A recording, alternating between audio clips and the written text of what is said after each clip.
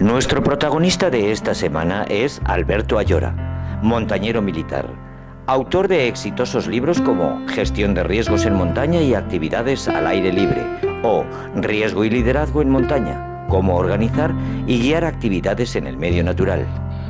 Vive en Jaca, está casado y es padre de 3 hijos nacidos en nuestra ciudad, responsable del Comité de Seguridad de la Federación Española de Deportes de Montaña y Escalada, así como miembro de su junta directiva.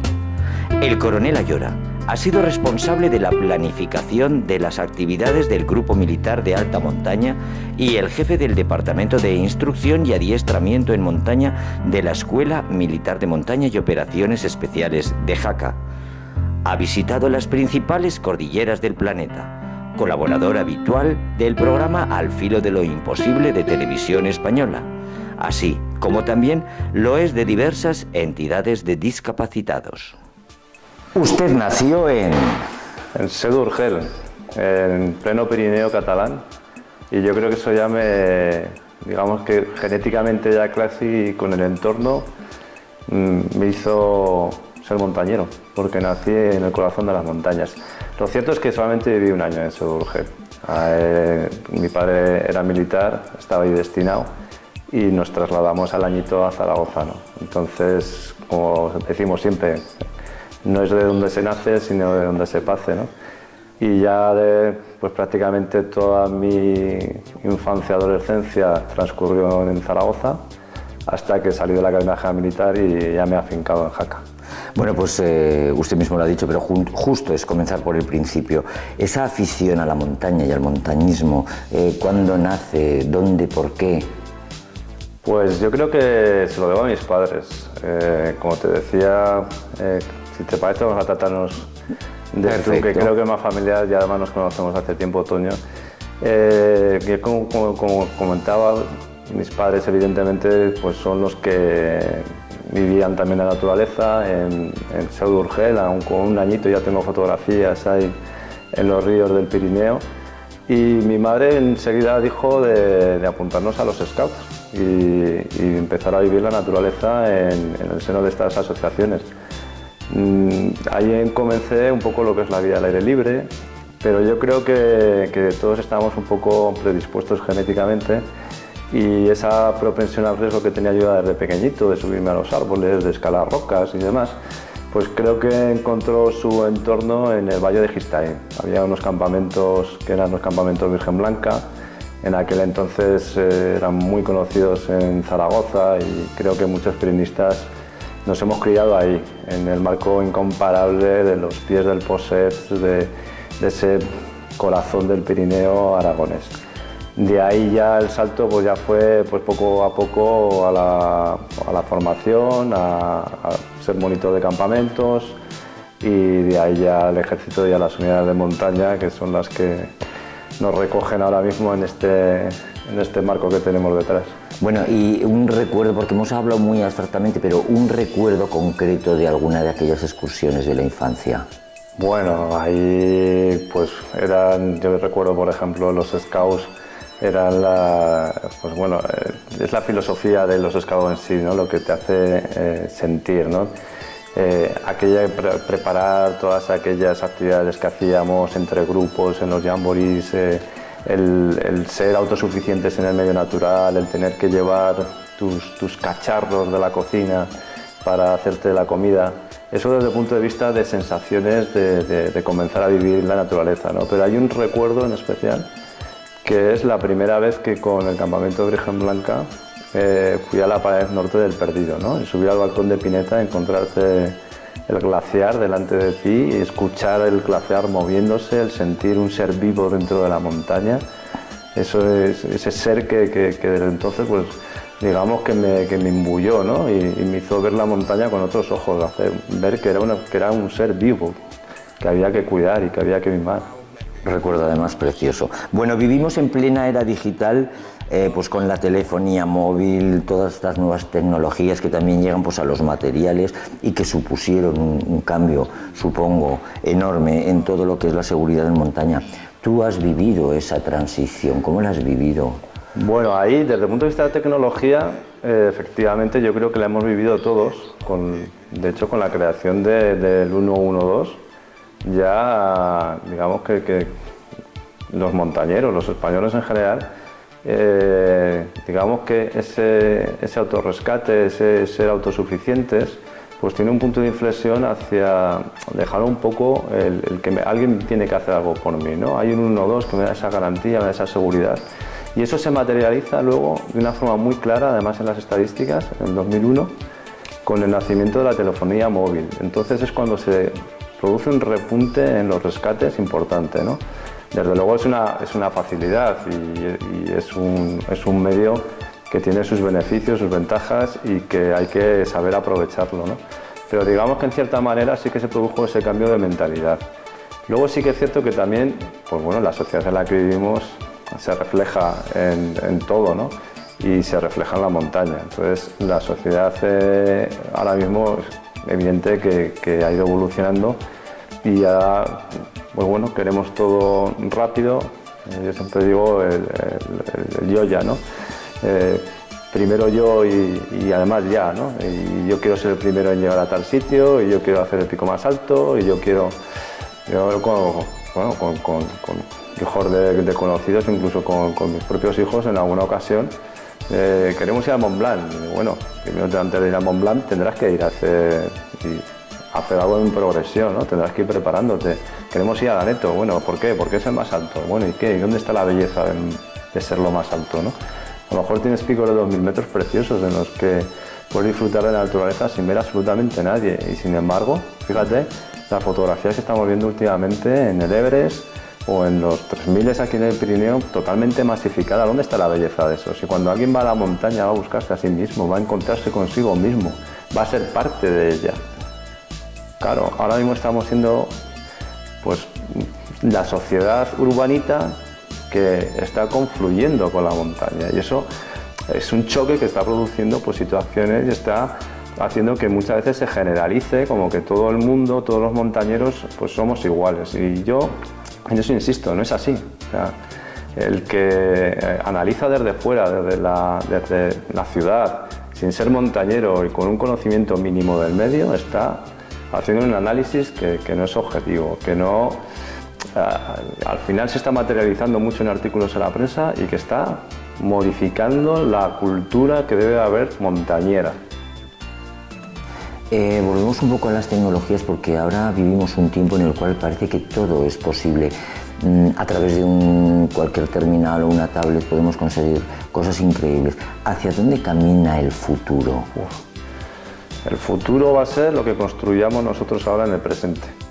Entonces, es difícil y a veces, yo lo digo, es un ejercicio que hay que hacer. Hay que hacerlo, ¿no? Porque es el precio de nuestra libertad.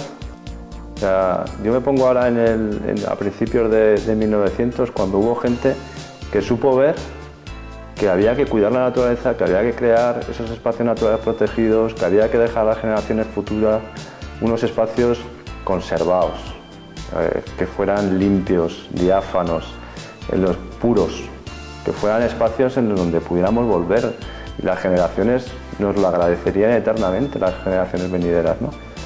Y ahora mismo hasta ese choque se está produciendo en los espacios naturales protegidos, ¿no? Hasta los espacios naturales protegidos yo el otro día veía, y lo digo claramente, aunque a alguien le pueda molestar, ¿no? Pero creo que hay que hablar claro. O sea, yo no concibo que, la sociedad de la playa se traslade a la montaña. Yo no concibo gente con neveras de ruedas por el Parque Nacional de Ordesa y Monte Perdido. No concibo ese concepto de dominguero dentro del espacio natural protegido. Creo que hay que enseñar de edades tempranas lo que es la vida en el medio natural, lo que es la montaña en sí mismo, todo lo que nos enriquece, todo lo que nos aporta, y hacerles comprender que eso hay que protegerlo y que hay que ir con respeto a la montaña. Hay que acercarse casi con un sentimiento, vamos a decir, religioso, ¿no? De decir, voy a llegar a un templo, a un santuario que me va a dar mucho más de lo que yo voy a darle a él. Cuando mínimo ese respeto. O sea, yo cuando veo esas basuras, todos esos desperdicios, todo eso duele a los que hemos vivido desde pequeños el entorno natural, y nos han enseñado nuestros padres, nuestros mayores, nos han enseñado a ese respeto al medio natural y eso te hace reaccionar y además te hace reaccionar, fíjate que estoy ya casi, que dices, oh, se está calentando Alberto, ¿no? Pues, dices, si es que es verdad, si es que al final no te queda otra, si es que al final tienes que ser claro y tienes que decirlo claramente. Ahora este mes estoy leyendo artículos precisamente muy en esta línea, en los periódicos aragoneses, ¿no? Sobre el desarrollo turístico, el turismo sostenible, en cómo vamos a vender nuestras montañas en el futuro, ¿no? Que es a lo que venía esta pregunta. Por eso insisto, hay que hacer, yo siempre digo, para y piensa. Vamos a ver, ¿qué futuro quiero construir? Porque cómo va a ser el futuro va a depender de nosotros, de lo que hagamos nosotros. Sí que va a haber, pues bueno, va a haber acontecimientos externos que siempre difíciles de prever, esos cisnes negros que decía Taleb, pero bueno, para ello también hay que estar preparado, para esos cisnes negros, ¿no?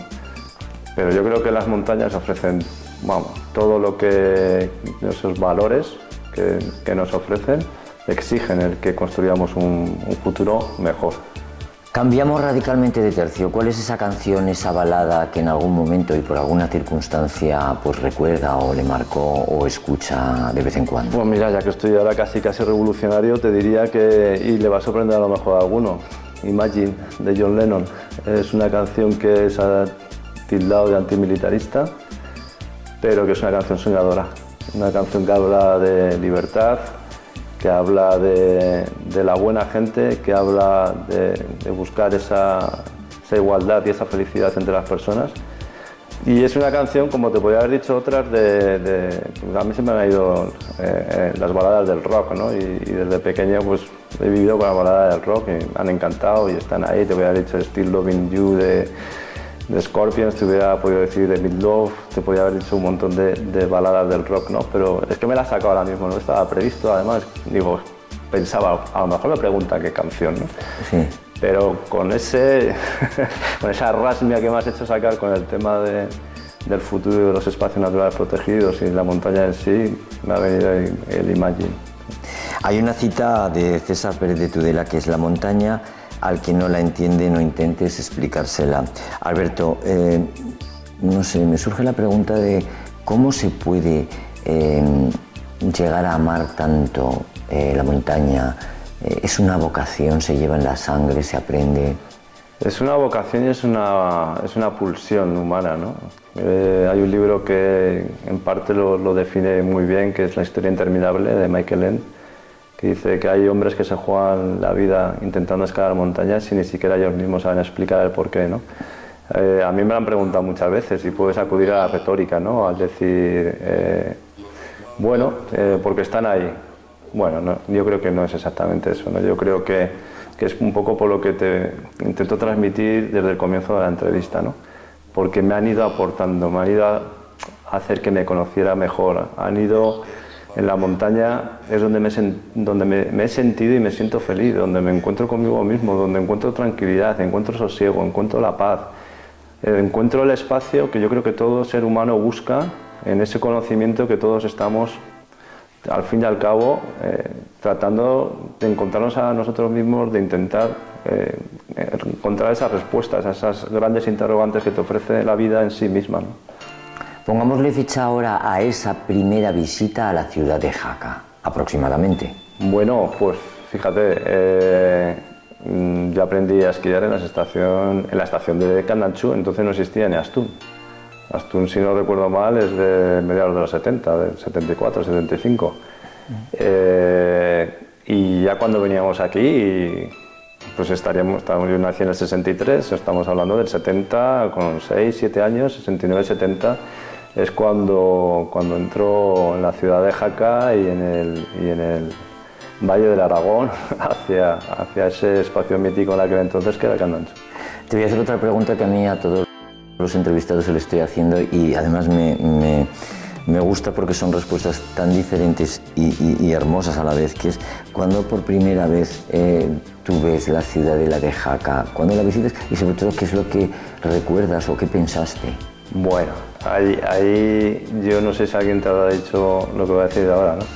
Hay una primera vez que es una sensación que es cuando vengo con mis padres, con mis hermanos Nos acercamos a la Ciudadela y bueno, pues ves esos ciervos, ves este espacio, digamos, bonito, esta especie de parque natural medieval, ¿no? que es la Ciudadela. Pero la Ciudadela para mí es el momento en el que salgo destinado a la academia. Inicialmente fui a Irún y luego ya vine a Jaca, y aquí estaba la plana mayor del regimiento, y aquí estaba el coronel jefe de regimiento al que veníamos a presentarnos todos los mandos, ¿no? Entonces esa primera vez que entré ya de uniforme, ahí vestido, ahí de presentación, a ver aquí al coronel, que para mí en aquel entonces un coronel era, vamos, poco menos que vamos, algo inalcanzable y del máximo respeto y veneración, pues fue para mí un choque entre la Ciudadela y ver que era una unidad militar, que era un cuartel en aquel entonces, que tenía una vida que yo no intuía, ¿no? Extramuros, y luego cuando entré dentro, pues para mí fue un choque importante. Bueno, pues ahora te rapto un poco de las montañas y te llevo a la playa, a una isla en concreto, y te permito que te lleves 3 cosas. ¿Qué 3 cosas te llevarías? Bueno, a una isla entiendo que desierta, ¿no? Que es un poco... Efectivamente. Que yo me iría a una isla... Para empezar, no te irías. Sí, me iría. He estado, por ejemplo, en la isla sur de Nueva Zelanda y es una maravilla y totalmente recomendable, ¿no? Un espacio que además están sabiendo conservarlo salvaje y sin los vicios en los que estamos cayendo aquí, ¿no? A pesar de que es la reina del turismo activo hoy en día, del turismo de aventura como se conoce a nivel mundial, ¿no? Nueva Zelanda. Bueno, a una isla, ¿qué me llevaría? Pues me llevaría, desde el punto de vista de supervivencia del ser humano, siempre se dice esa navaja, ¿no? Siempre se dice ese filtro. Yo me llevaría un filtro de agua porque quiero vivir, tengo ganas de vivir. Pero creo que me llevaría también otra cosa simbólica, que sería un espejo. Pero no para verme, sino para recordarme a mí mismo que me tengo que analizar interiormente, ¿no? Para ver qué estás haciendo, cómo lo estás haciendo y un poco en esa línea de construir el futuro hacia dónde vas, ¿no? Creo que ese espacio de meditación, de reflexión, hay que hacerlo todos los días, ¿no? Y yo lo encuentro haciendo deporte. Hay gente que lo encuentra en la meditación, hay gente que lo encuentra en el rezo, hay gente que lo encuentra pues, paseando solo. Yo lo encuentro haciendo deporte, ¿no? Y digamos que bueno, es una regla que intento cumplir pues siempre que puedo, porque me permite encontrarme conmigo mismo. Curiosa y bonita respuesta. Venga, un libro también. Te permitimos llevarte un libro a esa isla. ¿Qué libro? Pues un libro que me marcó en mi infancia. Un libro que yo creo que es el único libro que he releído 2 veces y que volveré a leer, porque es un libro que me marcó y que luego releyéndolo un poco por encima también, veo que en parte vas siendo el devenir un poco de mi vida y de gente que conozco, ¿no? Y es el de Siddhartha, de Germán Hesse. Es un libro en el que confluye bueno, Oriente y Occidente, en el que das lecciones de vida, en el que me he sentido identificado en muchas ocasiones cuando he tenido la fortuna de ir a Asia, cuando después de leer Siddhartha leí a lo mejor los grandes libros del alpinismo, las historias de Messner, el Everest sin oxígeno, el Everest en solitario, y leía la vida de los Sherpas, me venía Siddhartha continuamente a la cabeza, ¿no? Cuando he tenido épocas en la vida más o menos religión, pues también me venía Siddhartha, ¿no? Y es una forma bueno, de releer y volver a encontrarte cada vez que podía acceder a esta lectura. Pues lo descubro y lo buscaré, ya lo creo. Bueno, eres un experto conocedor de todos los temas de seguridad y riesgo en montaña. Alberto, a lo largo de la evolución de tu carrera y el desempeño de tu trabajo ha tenido que haber momentos duros. ¿Podrías rememorar para nosotros alguno de aquellos momentos?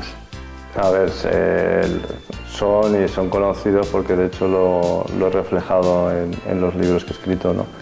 Y bueno, el motivo por el que estoy aquí ahora. Eso es lo que ha hecho que me sensibilizara, me concienciara con el valor de la vida humana y con el valor fundamental de la seguridad, ¿no? Y sobre todo cuando hablamos de niños y de adolescentes, ¿no? A mí me da mucha pena cuando veo ciertos accidentes de chavales, ¿no? y sobre todo si son en el seno de organizaciones juveniles. Yo en ese sentido el primer accidente que me marcó pues, fue el accidente de Manuel Álvarez en el Gassenbrunn 1, eso fue en el año 96, en el seno de una expedición cívico-militar con Al-filo de lo imposible, y el accidente de Manolo lo viví directamente, lo viví en primera persona.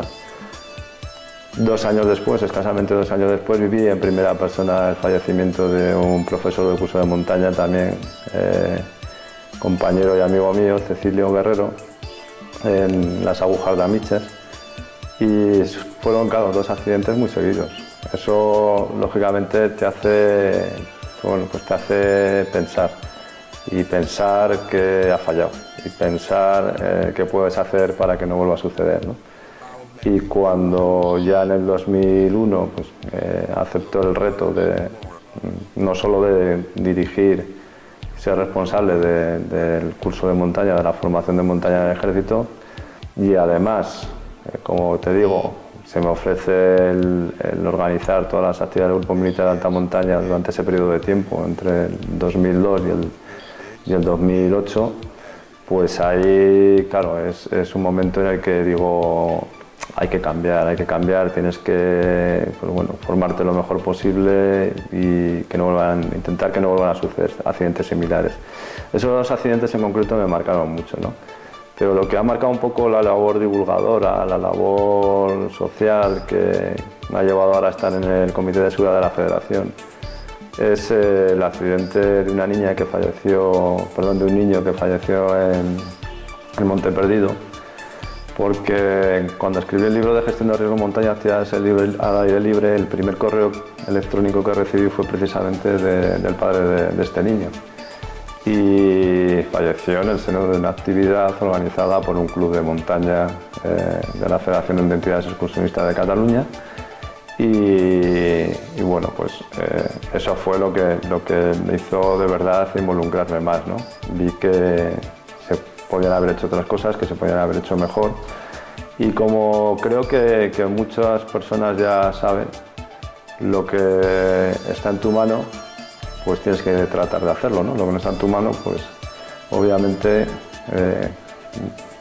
no está en tu mano, con lo cual te produce una frustración si crees que puedes cambiar algo que depende de otras personas, ¿no? Pero yo tenía posibilidad de ayudar, y entonces cuando la federación se dirigió a mí, porque había habido otro accidente en el que falleció un chaval del equipo de jóvenes alpinistas, pues fueron ya todos esos hechos concatenados los que hicieron dar el paso al frente, es decir, venga, vamos a por ello, vamos a intentar construir un sistema mejor. Hay una hermosa frase que es la de llegar a la cima, tocar la cima, hermosa y además positiva, pero Alberto, ¿qué se siente cuando se llega arriba? Mira, ha habido tantas cimas diferentes. Ha habido cimas, y si te hablara de la más alta y de las cimas que luego han venido en altitud, ahí lo único que sentía era la sensación y las ganas de bajar cuanto antes. Porque eres consciente de que estás en un espacio en el que la vida no es posible. Es un sitio en el que sabes que cuando más tiempo pases allí, pues probablemente la bajada sea más dificultosa y con más riesgo, ¿no? Pero luego ha habido cimas en las que he llorado. Y no soy los que me conocen bien saben que no soy muy de llorar, ¿no? Pero ha habido cimas por ejemplo, cuando en el 96, como os decía, bueno, tengo ahí el accidente de Manuel Álvarez. Hubo una época en mi vida que yo me planteé seriamente pues, en dar un paso atrás y dejar la montaña, por lo menos las grandes expediciones, ¿no? Y tuve la suerte de participar en un proyecto que me hizo encontrarme conmigo mismo y que fue un elogio a la lentitud otra vez y al hacer las cosas con cabeza. Y fueron las expediciones de la ONCE, las expediciones con personas discapacitadas.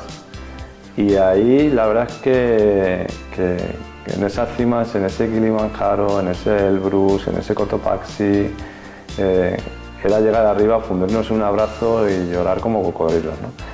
Porque ahí sentías que todo ese trabajo, toda esa generosidad por ambas partes, todo ese sufrimiento, esa capacidad de sacrificio, ese trabajo en equipo, todo ese compañerismo, toda esa cohesión que al final te da el trabajar con gente buena en la montaña, pues al llegar a la cima se materializaba. Habías conseguido ese objetivo que teníamos de intentar llegar pues, con gente que tenía pues, ciertas limitaciones físicas, como podía ser gente que le faltaba una pierna y un brazo, o gente que era ciega o tenía deficiencias visuales varias, ¿no? Pues te sentías útil. Y al final yo creo que ese sentido de trascendencia todo ser humano lo tenemos, ¿no? Y ahí yo creo que fui afortunado y tuve el privilegio de poder palpar ese sentido de trascendencia y de ver que lo que estabas haciendo era útil y que eso ayudaba a otras personas, ¿no? Entonces esas cimas fueron especiales. Bueno, pues yo ahora siento romper un poco ese romanticismo porque para hacer esta entrevista he estado barajando pues noticias, ¿no? Que hablan pues, de que el verano pasado, entre el 1 de junio y el 30 de septiembre, perdieron la vida un total de 17 personas. Se habla continuamente de salvamentos, los rescates este verano han sido increíbles. Alberto, ¿qué pasa? Que la provincia de Huesca es, no sé, la más peligrosa, la más concurrida, la más difícil, es la más bonita. No sé, ¿cómo me situarías la provincia de Huesca en cuanto a montañismo a nivel internacional? A ver, un accidente nunca es causa de un único factor, es una multiplicidad, ¿no? de causas las que se van concatenando, pero obviamente la provincia de Huesca tiene factores que coadyuvan, ¿no? que se produzcan estas situaciones. El primero es la misma orografía del territorio y la potencialidad que tiene el territorio para hacer múltiples actividades, ¿no? Desde barrancos a alpinismo, escalada en roca, escalada en hielo, etc. Luego tiene esa belleza, tiene esos espacios naturales protegidos que llaman la atención y tiene cada vez más accesibilidad. Entonces, es un hecho que se da no solamente en Huesca, sino en otros macizos a nivel mundial. En el momento que tienes polos de atracción en los que hay unos peligros objetivos claros, evidentes, y los haces accesibles, y hay pues, un acercamiento de una población no formada suficientemente en esos peligros, el riesgo se agrava. Entonces, desde un punto de vista técnico, está claro, cuanto más personas acuden a un sitio, la probabilidad se incrementa de que haya esos accidentes o esas situaciones que se pueden dar en las ciudades y que se dan en nuestras montañas también, porque muchas veces no son imprudencias, sino simplemente son torceduras, son tropezones, son caídas, son infartos, son situaciones del día a día que se dan en cualquier lugar, ¿no? Pero como te digo, obviamente la provincia de Huesca tiene pues esos factores, o sea, estamos en un entorno privilegiado. Aquí tienes la mayor concentración de 3000 de toda España. Tienes un entorno agreste, el Pirineo Central, con todo lo bonito que tiene, pues es un entorno que es duro y que hay que conocerlo, y la montaña invernal no tiene nada que ver con la montaña estival, y la montaña gris entre el invierno y el verano, por definirla de alguna forma, esa montaña ocre o verdosa de la primavera y del otoño, pues también tiene su particularidad en función de si llueve más, llueve menos, si hay más nieve, menos nieve. Es un medio, y hay que entenderlo así, que es un medio vivo, es un medio que está cambiando. Y ahora se habla mucho del calentamiento global, y sin entrar en si existe o no existe calentamiento global, lo cierto es que para demostrarte que está tan viva, que hay rutas hoy en día en el Pirineo que antes se podían hacer con cierta seguridad, como por ejemplo la travesía glaciar del Aneto, y ahora ha variado, ahora te expones a caídas de piedras en según qué zonas. Hay rutas en los Alpes que se están limitando, que se están incluso planteando cerrarlas porque hay un riesgo evidente, ¿no? Hay desprendimientos de roca importantes, ¿no? Pero quizás, Alberto, no sé, es como que ¿no anda un poco de rabia que a nivel nacional los medios de comunicación ponen el foco, en especial, porque esto siempre se dice en el mundo de los periodistas, ¿no? Ante la provincia de Huesca interesa un poco, cuando suceden estos accidentes de montaña? Siempre, y es que además también se da otra cosa, que como periodista lo sabes muy bien, ¿no? Y es que en verano hay falta de noticias, entonces al haber falta de noticias, pues todavía el foco se pone más ahí. Pero, a ver, lo digo siempre, ¿no? Dicho de una forma que parece popular y hasta con cierta frivolidad, la prevención no es sexy. Yo estuve una vez en una empresa y el lema me lo apunté, ¿no?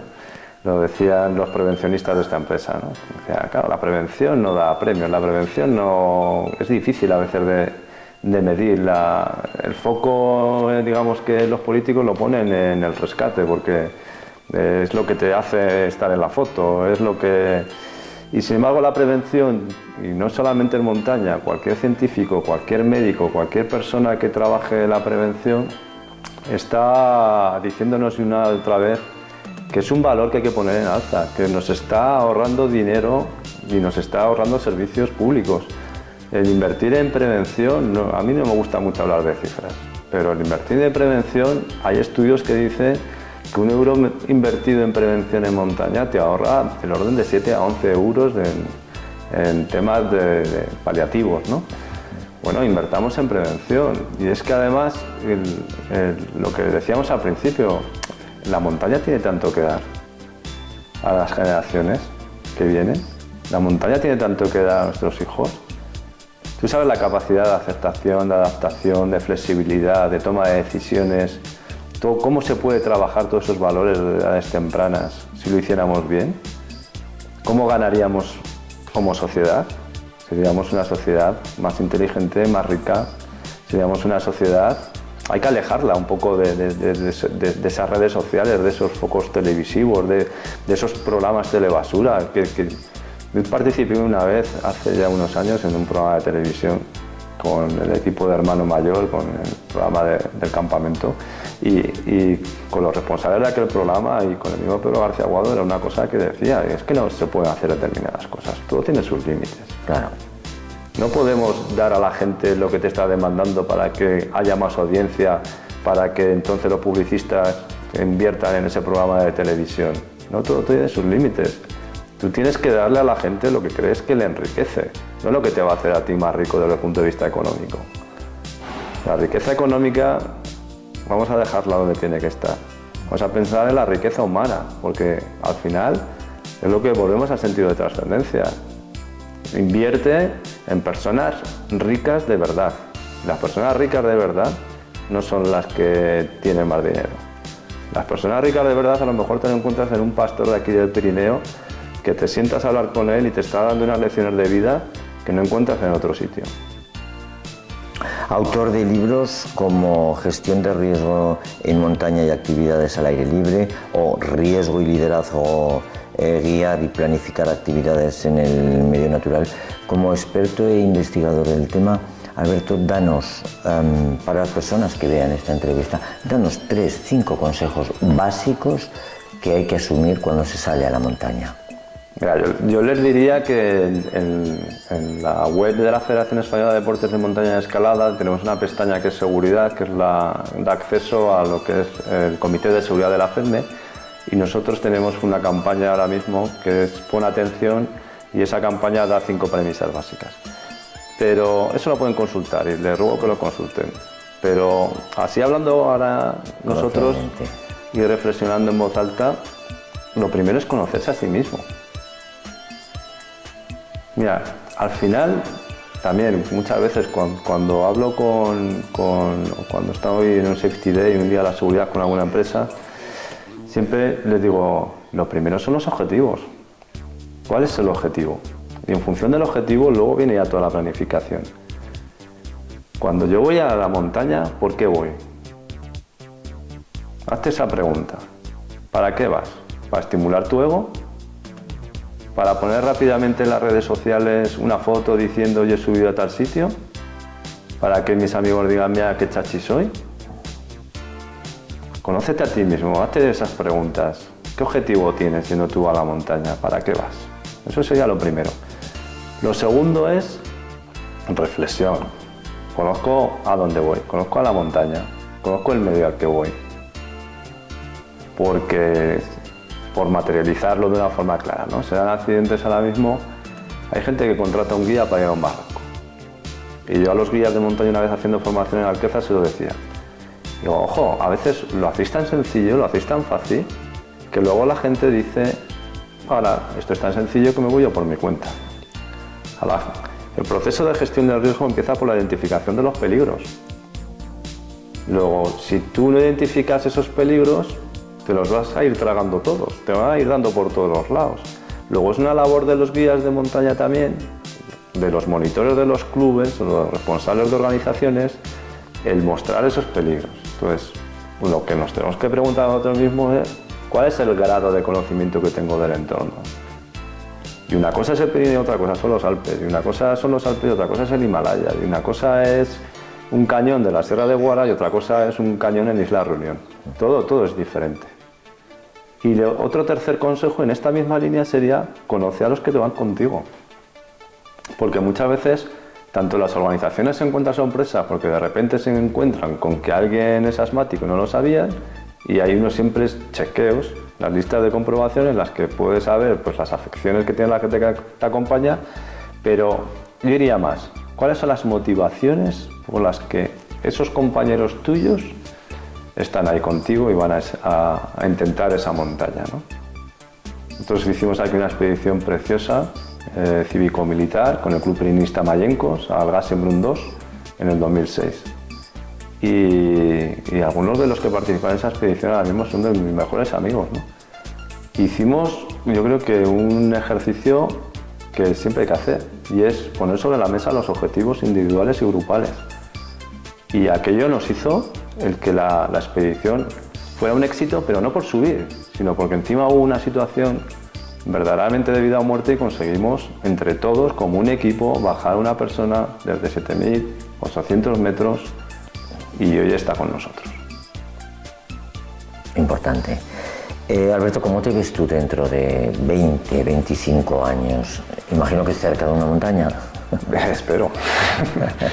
Espero. Yo, si la salud me acompaña, yo ahora tengo 56, luego dentro de 20 años, si yo estoy convencido que si afortunadamente pues bueno, las lesiones te van respetando y sigues con una vida activa, pues me veo haciendo montaña. Creo que, y eso también es una reflexión que quiero hacer, ¿no? Muchas veces se ve en redes sociales cuando se ve un accidente de una persona ya con cierta edad o alguien que como Carlos Soria, que ahora mismo es un alpinista con 80 años y que está en 8.000, ¿no? Pues somos muy dados a juzgar y a sacar rápidamente consecuencias, ¿no? Y hay que saber la vida que lleva cada uno, hay que saber pues bueno, qué experiencia tiene, si se ha preparado para esa actividad, etcétera, etcétera, etcétera. O sea, por eso digo que no me gusta mucho hablar de números. O sea, 75 años, pues puede haber gente con 75 años en una forma física excelente, para esa edad hay gente con 90 años corriendo triatlones. Una vida ordenada, una vida deportiva, una vida con una nutrición saludable, pues es garantía. En esa construcción del futuro que hablábamos antes, es garantía de que si tienes la suerte de no tener ninguna enfermedad, pues puedes estar haciendo, no al mismo nivel que ahora, pero puedes estar haciendo actividad. Lo hace posible. Alberto, te regalo un epígrafe en blanco. ¿Hay alguna pregunta, alguna cuestión, algún tema que no te haya preguntado en esta entrevista y que a ti te gustaría decir o añadir? A mí, pues fíjate, eso es una cosa que no tenía pensada, pero porque no pensaba en absoluto acabar así. Pero voy a volver al valor de las personas, al valor de las buenas personas, al valor de las cosas bien hechas y al valor de tener siempre ese sentido de trascendencia para construir una sociedad más rica, ¿no? Y en este sentido voy a irme hacia allí. O sea, para mí es un privilegio que me estés entrevistando tú, porque creo que la labor que estáis haciendo es referente. La memoria de la piedra, lo que estáis haciendo en San Juan de la Peña, lo que estáis haciendo en el Camino de Santiago, llevándolo a otro terreno, al terreno histórico. Estamos hablando de montañas, pero es que al final estás lo mismo, estás construyendo territorio. Y yo te estoy escuchando muchas veces porque, bueno, que nos vea ya habrá palpado que nos conocemos y sabemos lo que hacemos cada uno. El cariño, la naturalidad, el cómo conseguís que nos emocionemos. Eso hay que buscarlo en todas las facetas de la vida. Entonces, de verdad, aprovecho para darte las gracias porque me hayas elegido para entrevistarme, porque me has hecho sacar cosas, es lo que hablamos muchas veces, ¿no?